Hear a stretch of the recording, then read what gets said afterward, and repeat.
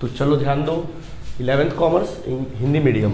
यार हम लोग लास्ट क्लास में हम लोग क्या देख लिए थे, व्यापारिक छूट और नगद छूट से संबंधित जितनी भी एंट्रियाँ थी देख लिए थे, ठीक है। इसके अलावा हमने आपको लास्ट क्लास में सिखाया था और नहीं सिखाया तो देख लो। जैसे मैंने बोला था, अगर मान लीजिए कोई क्वेश्चन आपके सामने देता है, रमेश से, अगर क्वेश्चन लिखता है रमेश से 10,000 रुपये का सूची मूल्य का माल, 10,000 रुपये के सूची मूल्य का माल 10% व्यापारिक बट्टे पर खरीदा, व्यापारिक बट्टे पर खरीदा, बस ऐसा लिखता है। तो इसका मतलब क्या है, ये लेन देन कैसा है, उधार लेन देन है। क्या है, उधार लेन देन। अगर नगद बट्टे का जिक्र करता तो अपन क्या करते हैं, नगद बट्टे के हिसाब से फिर वो आता है बनाना आप लोग को। लेकिन अगर क्वेश्चन में आपके सामने ऐसा पूछ दे देता है कि रमेश से 10,000 रुपये का माल खरीदा, 10% व्यापारिक बट्टे पर खरीदा, बस वहीं पे ब्रेक लगा देता है। तो जैसा कि आपको पता है कि जो सूची मूल्य होता है वो क्या होता है, दिखावटी प्राइस होता है। तो आपको नया प्राइस निकालना है, ठीक है। तो आप क्या करोगे, वर्किंग नोट करोगे और पहले लिखोगे माल का सूची मूल्य, माल का असली मूल्य निकाल लो, माल का जो वास्तविक मूल्य है वो आप लोग क्या करेंगे, निकालेंगे। माल कितने रुपए का सूची मूल्य 10,000 रुपये का है, उसमें आप पहले माइनस करेंगे व्यापारिक छूट। आप इसमें माइनस कर दीजिए व्यापारिक छूट, बोलो कितना परसेंट, 10%। 10,000 का 10% कितना लेंगे, 1,000। घटा दीजिए कितना आया, 9,000। यानी असल में माल को अपन को 9,000 में ही बेचना था, खाली फोकट में हमने क्या किया था, बढ़ाकर क्या कर दिया था, होशियारी मार के दिखा दिया था, ठीक है। तो चलिए, आपने माल खरीदा, क्या एंट्री करोगे, रमेश से माल खरीदा, क्या एंट्री करोगे, क्रय खाता विकलन किससे, रमेश से। सोच के बोला करो, एंट्री कोई जल्दी नहीं है। क्रय खाता विकलन किससे, रमेश से। तो बच्चों एंट्री बनेगा क्रय खाता विकलन किससे, रमेश से। क्रय खाता विकलन रमेश से, और अमाउंट कौन सा वाला डालोगे, 9,000 डालोगे। जो व्यापारिक बट्टा काट कर आएगा ना वो आएगा, समझ में आया, क्योंकि ये तो असली प्राइस होता नहीं है, ये भी असली डिस्काउंट होता नहीं है। तो अमाउंट कितना लिखोगे, 9,000 ही लिखोगे। आया बात समझ में कि नहीं आया, यहाँ तक क्लियर है, ओके। अच्छा, ये हो गया क्लियर, ठीक है। लिखेंगे तो लिख लेना, अब मिटा दे इसको। अच्छा, जबामू जबानी याद हो गया, चलिए ठीक है। इसी में एक वैरायटी हम आपके सामने पेश करते हैं। अब आपको लिखते इसी में ही नंबर 2 हम कहते हैं, रमेश को 4,000 रुपए के सूची मूल्य का माल लौटाया। यही क्वेश्चन है, समझ लो। पहले हमने रमेश से क्या किया था, 10,000 रुपए के सूची मूल्य का माल खरीदा था, अब 4,000 रुपए के सूची मूल्य का माल वापस लौटा रहे। अब बोलो क्या एंट्री करोगे,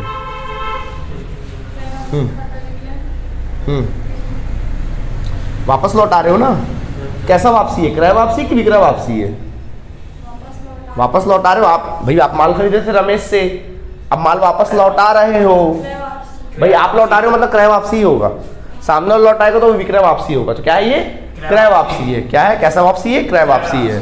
तो अब मुझे एक बात बताओ, क्रय वापसी है, ओके, नो डाउट क्रय वापसी है। बच्चों एंट्री बोल दो ना, हाँ शाबाश, रमेश विकलन क्रय वापसी खाते से पाने वाला है रमेश। तो क्या लिखेंगे, रमेश विकलन किससे, क्रय वापसी खाते से, क्रय वापसी खाते से। यार देखो, कई बार क्या होता है, कई बार अपन अपना ट्रिक लगा के भी एंट्री याद कर लेते हैं। जनरली देखना, क्रय खाता विकलन होता है तो क्रय वापसी क्या होगा, एक ट्रिक लगा लो, समाकलन ही होगा, नो डाउट। जनरली विक्रय क्या होता है, ज्यादातर समाकलन ही देखे अपन लोग, है ना। तो विक्रय वापसी क्या होगा, उल्टा कर दो, ऐसा करके आप थोड़ा याद कर सकते हो, तो उसमें आपको बनाने में दिक्कत नहीं होगा, फटाक से आपको एंट्री सूझ जाएगी, ठीक है। अच्छा, आपने बड़े मजे से बता दिया रमेश विकलन क्रय वापसी खाते से। अब आप ये बताइए अमाउंट कितना फिल करूं वहां पे,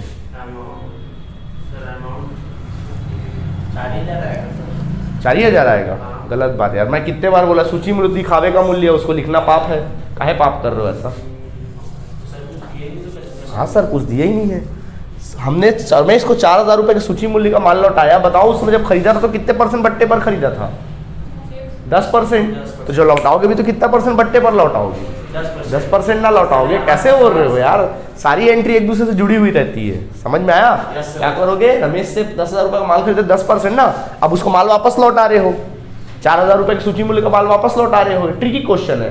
तो आप क्या करोगे, ऐसी 4,000 फट से मत लिख के आ जाना, पूरा क्या हो जाएगा, गलत हो जाएगा। आपको पता है जब खरीदे थे 10% व्यापारिक छूट पर खरीदे थे, तो वापस जब लौटाएंगे तब भी किस पर लौटाएंगे, छूट पे ना लौटाओगे, इतने बेईमान हो क्या, ठीक है, तो क्या करोगे, वर्किंग नोट कर लेना इसको साइड में, वर्किंग नोट कर लेना, माल का सूची मूल्य लिख लेना। माल का सूची मूल्य कितना है भैया, 4000 है, समझ में आया। उसमें से माइनस कर देना व्यापारिक छूट, बोलो कितना था, 10% था, 400 घटा देना, कितना आ जाएगा 3600। अमाउंट जब फिल करोगे कितना करोगे, 3600 एंड 3600 करोगे। नहीं आया समझ में, भूलोगे तो नहीं, पक्का कसम से, चलो ठीक है, ठीक है, चलिए जल्दी नोट करिएगा।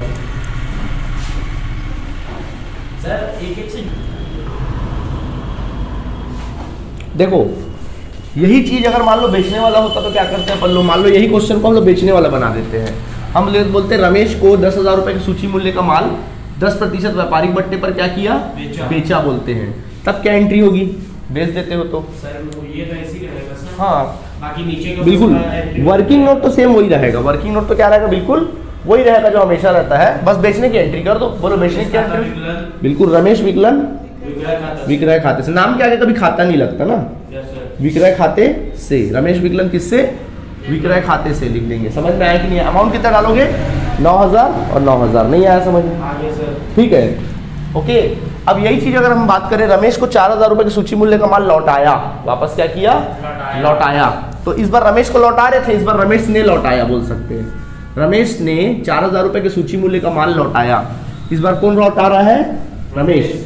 रमेश हमको लौटा रहा है, कैसा वापसी है, कॉमन सी बात है, विक्रय वापसी। अगर आपके पास माल आ रहा है लौटाने के रूप में, वापसी के रूप में, तो कैसा वापसी है, विक्रय वापसी है। क्या एंट्री बनेगा, वर्किंग नोट वही होगा भाई, खरीदे थे 10% व्यापारिक छूट, सॉरी बेचे थे व्यापारिक छूट पर, तो प्राप्त जब वापस भी करोगे तो किस पर प्राप्त करोगे, कॉमन सी बात है, व्यापारिक छूट पे ही प्राप्त करोगे। बोलो क्या एंट्री बनेगा, हाँ विक्रय वापसी खाता विकलन किससे, रमेश से। एंट्री बनेगा विक्रय वापसी खाता विकलन रमेश से। अमाउंट कितना जाएगा भाई, 3000 कितना, 600, 3600 और 3600। समझ आया कि नहीं आया, ठीक है, कोई दिक्कत है यहाँ तक, जल्दी से नोट करिए फिर आगे देखते हैं।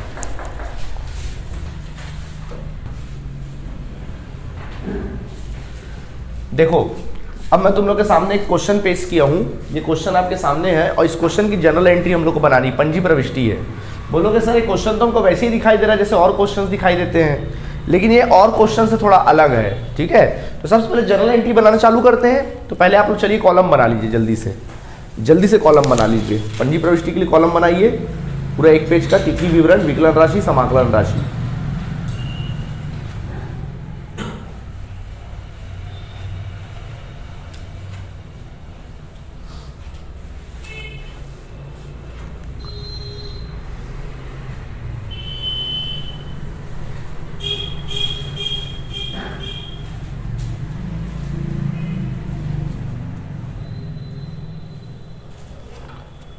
ऊपर हेडिंग लिख लो आवश्यक पंजी प्रविष्टियाँ, ऊपर हेडिंग लिख लो आवश्यक पंजी प्रविष्टि। अगर व्यापार का नाम होता तो फिर व्यापार का नाम लिख लेते ना, जैसे लिखते ना सुमित ट्रेडर्स, तो सुमित ट्रेडर्स की पुस्तकों में आवश्यक पंजी प्रविष्टि इस प्रकार लिख लेते।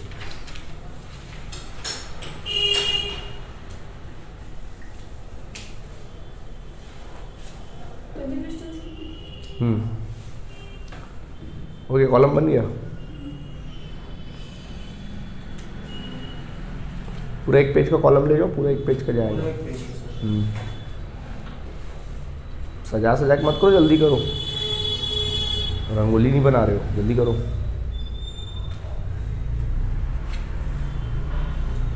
कॉलम बनाने में मुश्किल से 2-3 सेकंड लगना चाहिए तुम लोग को, आदत बनाओ कॉलम बनाने का। चलो स्टार्ट करेंगे। ऊपर हेडिंग लिख लो आवश्यक पंजी प्रविष्टियाँ, ठीक है ओके। अब आप ही लोग बताइए पहला एंट्री क्या लिखा है, 1 जनवरी का एंट्री बोलो, ठीक, चलो लिखो एंट्री क्रय खाता विकलन सुनील से, लिख लो क्रय खाता विकलन जनवरी 1 डालो, क्रय खाता विकलन सुनील से, क्रय खाता विकलन सुनील से, डेट डाल लेना ना तिथि में, क्रय खाता विकलन सुनील से। अमाउंट कितना है भाई यहाँ पे, 10,000 है, 10,000 लिख लो। नरेशन लिखना उधार माल का क्रय, नरेशन लिखना उधार माल का क्रय करने पर, नरेशन लिखना उधार माल का क्रय करने पर, उधार माल का क्रय करने पर।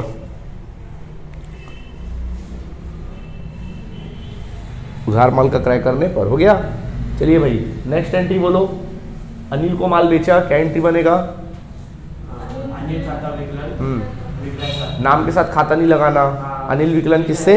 विक्रय खाते से। का खाता बोल सकते हो, आपको बोलने का शौक है तो। ठीक है, लिखो अनिल विकलन विक्रय खाते से, या अनिल का खाता विकलन विक्रय खाते से। अमाउंट डालिएगा 15,000 रुपए। नरेशन लिख लीजिएगा उधार माल का विक्रय। नरेशन लिखिए उधार माल का विक्रय, उधार माल का विक्रय। ठीक, नेक्स्ट अगला क्या लिखा देखें। 5 जनवरी डेट डालना, सुनील से माल खरीदा। बोलो क्या एंट्री बनेगा? क्रय खाता विकलन सुनील से। चलिए लिख लीजिए क्रय खाता विकलन सुनील से, डेट डाल लेना साथ में।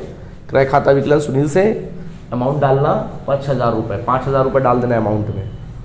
क्रय खाता विकलन सुनील से 5,000।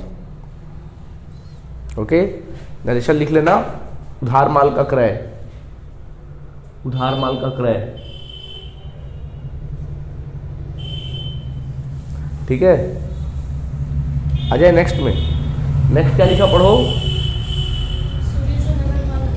अनिल को नगद माल बेचा है क्या? अगला है अनिल को, चौथा नंबर बना रहे ना अपन लोग। अनिल को नगद माल बेचा, वेरी गुड। रोकड़ खाता विकलन विक्रय खाते से। अनिल से कोई लेना देना नहीं फिर, है ना। चलो लिखो रोकड़ खाता विकलन विक्रय खाते से, रोकड़ खाता विकलन विक्रय खाते से, रोकड़ खाता विकलन विक्रय खाते से। अमाउंट डाल लीजिएगा 6,000 रुपये, अमाउंट डालना 6,000 रुपये। नरेशन लिख लेना नगद माल का क्रय, नरेशन लिखना नगद माल का क्रय, नगद माल का क्रय। ठीक है, आगे बढ़े। चलिए इसके बाद लिखिए सुनील से नगद माल खरीदा। बोलो क्या एंट्री बनेगा? क्रय खाता विकलन रोकड़ खाते से। माल आ रहा है, रोकड़ जा रहा है, क्रय खाता विकलन रोकड़ खाते से। फटाफट हाथ चलाओ। क्रय खाता विकलन रोकड़ खाते से, क्रय खाता विकलन रोकड़ खाते से, रोकड़ खाते से। अमाउंट डाल लेना 7,000 रुपये, 7,000 डाल देना। सुनील से नगद माल खरीदा। 5 एंट्री बन गई ना हमारी। ठीक है, अगला बोलो। अनिल को माल बेचा। बोलो आप लोग, अनिल को माल बेचा। शाबाश। चलो लिखो अनिल विकलन विक्रय खाते से। लिखिए अनिल विकलन विक्रय खाते से, अनिल विकलन विक्रय खाते से, अनिल विकलन विक्रय खाते से। ठीक है, 10,000 रुपये अमाउंट डालिएगा। नरेशन लिख लीजिएगा उधार, नरेशन लिखना उधार माल का विक्रय, नरेशन लिखिएगा उधार माल का विक्रय, नरेशन लिख लो उधार माल का विक्रय। ठीक है, बढ़े आगे। लिख लिए नरेशन। सुनील को भुगतान किया 12,000 रुपये। बोलो सुनील को भुगतान किया 12,000 रुपये। हाँ, पैसा जा रहा है सुनील विकलन रोकड़ खाते। समझ आया सबको? सुनील विकलन रोकड़ खाते से। कोई डाउट हो तो पूछ लिया करो। सुनील विकलन किससे? रोकड़ खाते से। लिखो सुनील विकलन रोकड़ खाते से। हाँ, 12,000 रुपये अमाउंट में डाल लीजिएगा, 12,000 रुपये। हाँ जल्दी करो, कॉलम खींच लो अगर कॉलम नहीं खींचे हो तो। कॉलम खींच लो।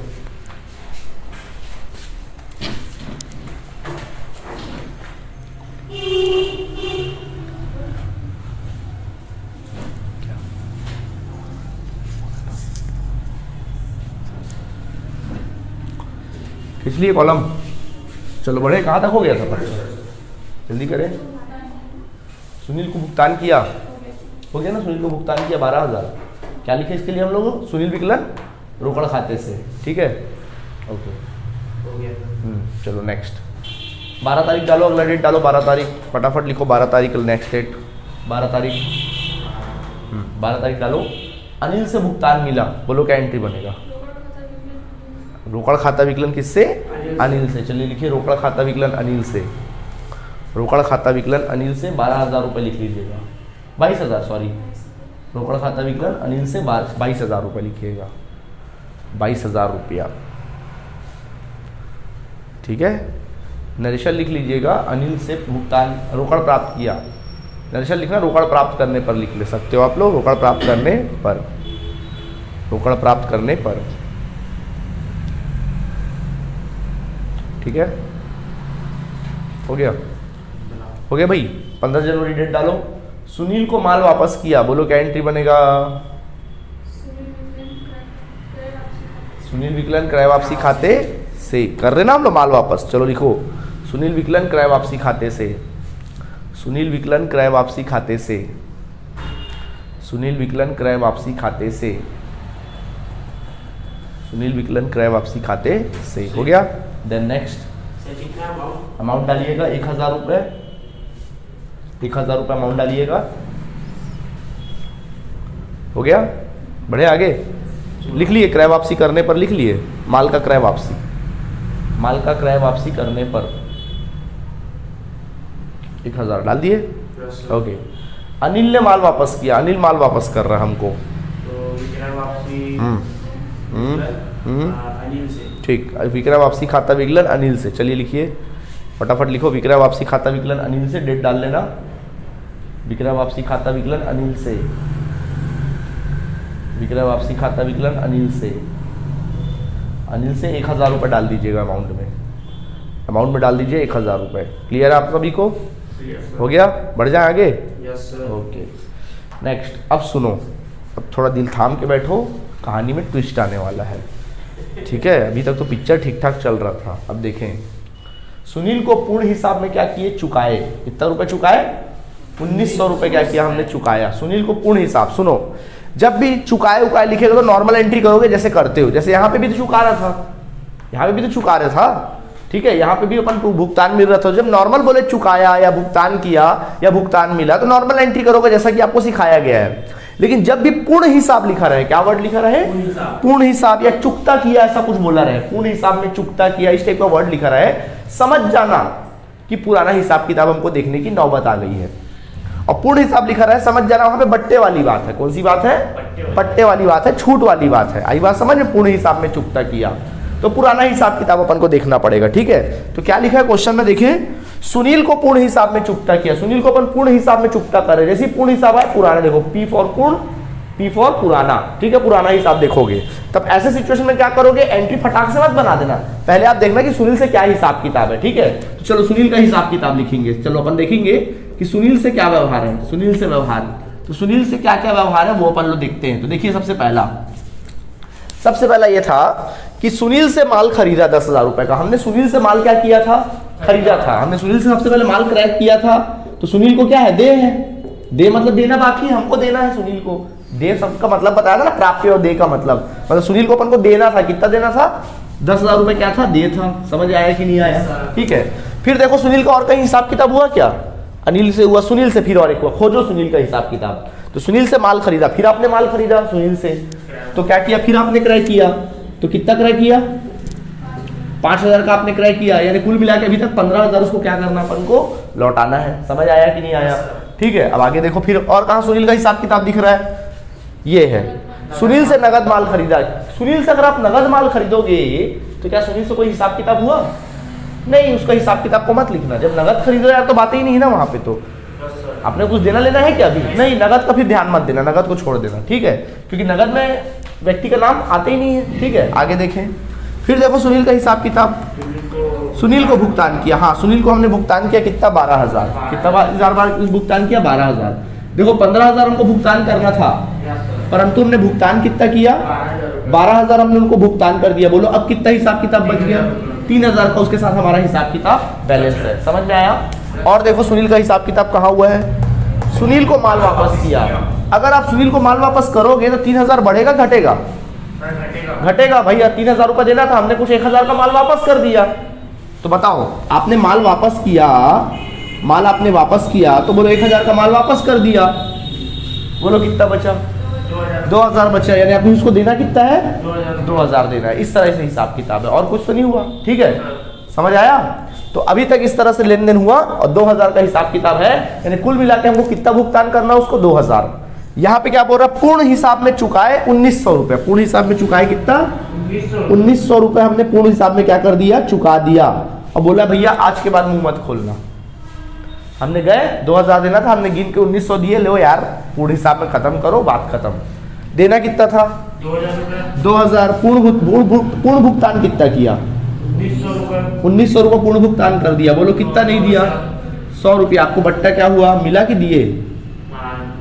मिला। भुगतान कर रहे थे ना, भुगतान की स्थिति में आपको बट्टा मिलता है, तो 100 रुपये आपका छोड़ दिया होता ना। कई बार अपन लोग व्यापार में देखना ऐसा हो जाता ना, कई बार अपन क्या करते हैं, अपन को 1950 चुकाना, अपन 1900 चुकाते हैं और 50 बोलते चलो बाद में देखेंगे करके, या बाद में क्या देखेंगे अब मत देखना बोलते बाद में, पूर्ण हिसाब में चुकता कर देते, लो यार सेटल करो, चलो ठीक है करके अपन बोल देते हैं। तो ये हो जाता तुम्हारा क्या? 100 रुपये बट्टा। नहीं आया समझ में? अब इसकी एंट्री क्या बनेगी? पूर्ण हिसाब वाली बात आई ना, क्या एंट्री बनेगी बताओ? चुका रहे हो कि मिल रहा है? चुका रहे। नॉर्मल एंट्री बोलो, अभी बट्टा को छोड़ो, नॉर्मल एंट्री बोलो। अगर आप सुनील को भुगतान करोगे तो क्या एंट्री करोगे? सुनील विकलन रोकड़ खाते से करोगे कि नहीं करोगे? तो नॉर्मल जो एंट्री बनता है वो करेंगे आप। सुनील विकलन क्या लिखेंगे? सुनील विकलन किससे? रोकड़ खाते से। सुनील विकलन क्या लिखेंगे? रोकड़ खाते से। आप लोग लिखेंगे नो डाउट। सुनील विकलन क्या लिखेंगे? रोकड़ खाते से लिखेंगे। ठीक है, लिख दिए। हाँ, अब यहाँ बट्टा वाली बात भी आ रही। क्या बात आ रही? बट्टा। तो बट्टा आपको दे रहे हो कि मिल रहा है? मिल रहा है। तो बट्टा जब मिलता है तो हमारे लिए आय है। आय हमेशा क्या होता है? समाकलन। तो बट्टा खाता क्या हो जाएगा? समाकलन। समझ में आया कि नहीं आया? हाँ, या ज्यादा सोचने की जरूरत नहीं है। आप नॉर्मल एंट्री सोचो क्या हुआ। नॉर्मल एंट्री तो करते बन गया ना। सुनील विकलन किससे? रोकड़ खाते से कर दिए ना। बट्टा किस हिसाब से होता मैंने सिखाया था, रोकड़ के हिसाब से बट्टा एडजस्ट होता है। रोकड़ अगर समाकलन है तो हम तो बहुत होशियार है, हम तो डेढ़ होशियार है। ठीक है, तो बट्टा भी क्या होगा? समाकलन ही होगा। और अगर रोकड़ विकलन हुआ है तो बट्टा भी क्या होगा? विकलन ही होगा। आई बात समझ में? चलो ठीक है। बोलो रोकड़ जा कितना रहा है बताओ? रोकड़ कितना जा रहा है आपके हाथ से बताओ? 1900 जा रहा है। रोकड़ कितना जा रहा है? तो रोकड़ खाता समाकलन करना 1900 रुपए। ऐसा अमाउंट को फिल करना सीखो। ठीक है, बट्टा कितना? 100 रुपए। तो बट्टा में डालना 100 रुपए। दोनों को जोड़ोगे तो विकलन कितने से होगा? रूल है ना कि दोनों बराबर होना चाहिए। रूल है ना। ठीक है, तो नरेशन क्या लिखोगे? सुनील को पूर्ण हिसाब में चुकाए। पूर्ण हिसाब में क्या करे? चुकाए। समझ आया कि नहीं आया?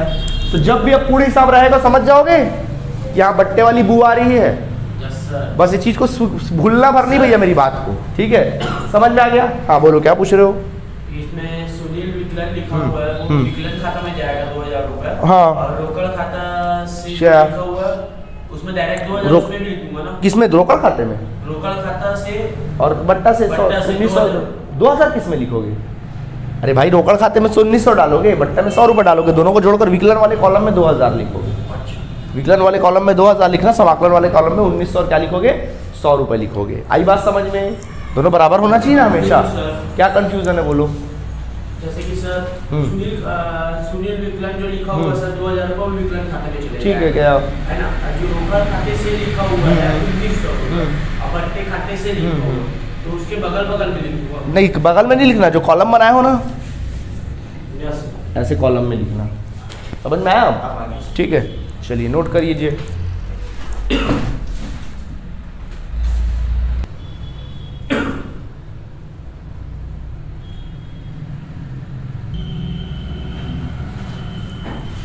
तो समझ में आ गया? अब आप क्या करोगे? अनिल वाला आप लोग खुद बनाओ। ठीक है, बस फर्क सिर्फ इतना है कि यहाँ पे रोकड़ प्राप्त कर रहे थे, वहां पे क्या करोगे? सॉरी, यहाँ पे रोकड़ भुगतान कर रहे थे, वहां पे क्या करोगे? प्राप्त करोगे। तब वहां पर क्या एंट्री बनेगा? अनिल वाले के समय में पूरे हिसाब में रोकड़ खाता विकलन, बट्टा खाता विकलन किससे? अनिल से। चलिए काम करिए, फिर अपन बाद में बात करते। ठीक है, चलिए लिखिए पहले।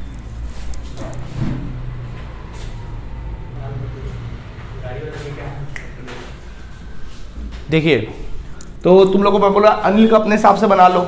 ठीक है, तो अनिल का अगर मैं बात करूं आपके साथ, तो फिर अनिल का लास्ट में आप लोगों ने कैलकुलेट किया होगा तो कुछ हिसाब किताब इस प्रकार आया होगा। फाइनली आपको अनिल को 2000 रुपए देना था, आपने पूर्ण भुगतान में उसको चुकाए होंगे, पूर्ण भुगतान में उससे प्राप्त किए होंगे कुछ 1950 प्राप्त किए। कितना जाएगा बट्टा में? 50 रुपए किस में चला जाएगा? बट्टा में। ठीक है, अच्छा एक बात बताओ, इस बार भुगतान कर रहे हो कि प्राप्त कर रहे हो? प्राप्त कर रहे हो ना। कॉमन एंट्री अगर आप करते प्राप्त करने का रोकड़, तो क्या एंट्री करते हो? अनिल से। क्या लिखते? रोकड़ खाता विकलन अनिल से। अगर रोकड़ खाता विकलन हुआ तो भैया बट्टा भी क्या होगा? विकलन ही होगा, नो डाउट, है ना। रोकड़ खाता विकलन, बट्टा खाता विकलन किससे? अनिल से, यही ना करते, ठीक है। अब हम लोग बात करते हैं अमाउंट का कि अमाउंट क्या आएगा यहाँ पे, उसकी बात में देखते हैं, ठीक है। बोलो रोकड़ आपके पास आ कितना रहा है ये बताओ फिलहाल।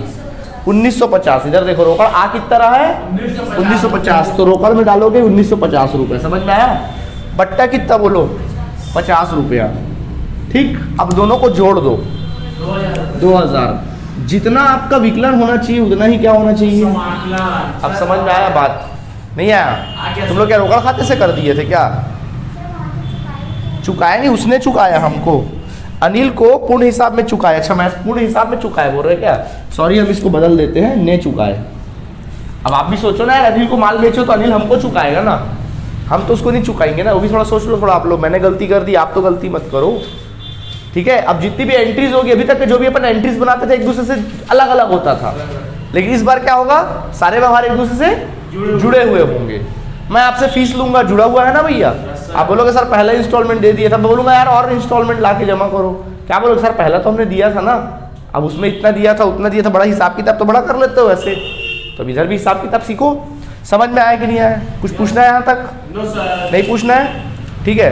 तो चलो ठीक है, आज की क्लास के लिए इतना काफ़ी है। अभी कुछ होमवर्क वगैरह हम आपको सेंड करते तो उसमें क्लियर हो जाएगा सारी बातें। तो आज के इतना काफ़ी है, बाय।